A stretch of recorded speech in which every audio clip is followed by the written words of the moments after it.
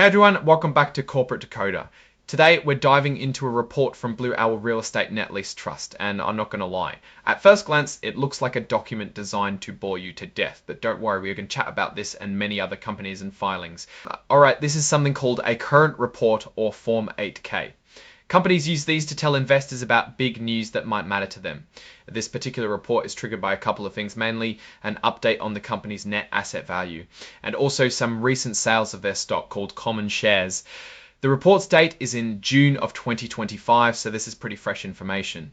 This company, Blue Owl Real Estate Net Lease Trust, is a real estate investment trust or REIT.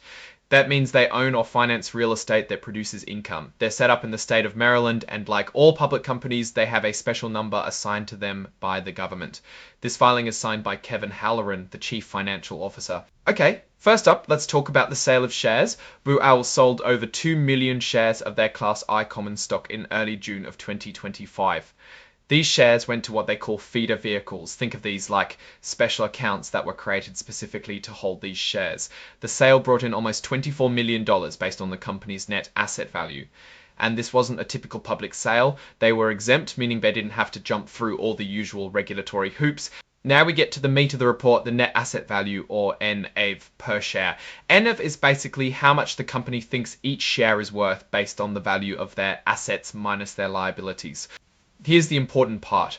As of the end of May 2025, each Class S share was worth about 10.20 cents. Class N shares are at $10.00. Class I shares are valued at $10.04. That's the estimated price if the company sold everything and paid off all its debts. So how do they figure out these numbers?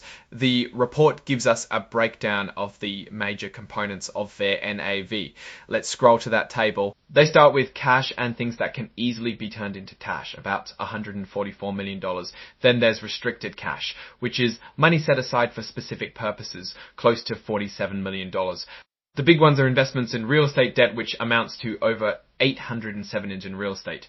Around $320 billion, $3084 million, and also in dollars, $104 million. 31s are investments in real estate debt, which amounts to over 800 change, almost $3 billion, $3 billion, and also investments in real estate debt, which amounts to over 800 and change, almost $3 billion. On the other side of the equation, they list their debts. Mortgage notes and a credit facility add up to a little over $1.4 billion. They also have unsecured senior notes, which are another form of debt, and a few other liabilities. From the assets, we get to the net asset value, which is roughly $5.9 billion.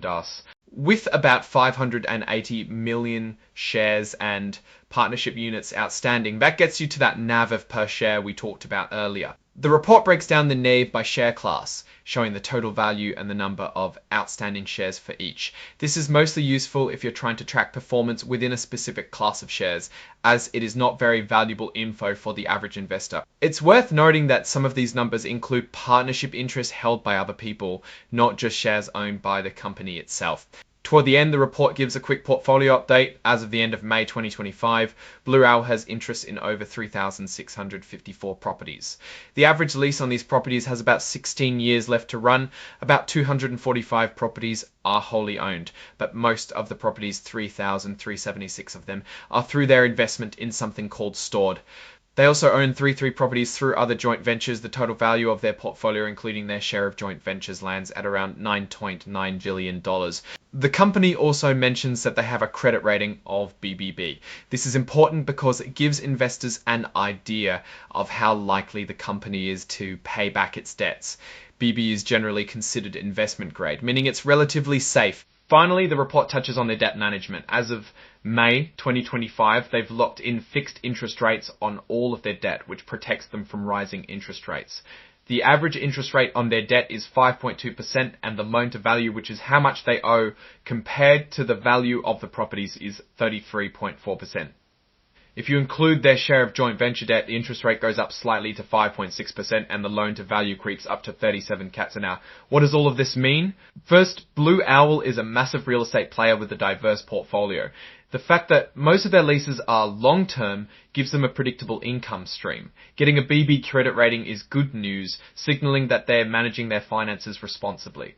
on the other hand, relying so heavily on joint ventures can be a bit of a double-edged sword. While it allows them to spread risk and capital, it also means they have less control over those properties. Also, while the company is protected at the moment due to the fixed interest rates they have set, the average interest rate is a bit high. As the debt matures, the high interest rate environment, on the other hand, relying so heavily on joint ventures can be a bit of a double-edged sword. While that allows them to spread risk and capital, it also means they have less control over those properties. Also, while the company is protected at the moment due to the fixed interest rates they have set, the average interest rate is a bit high.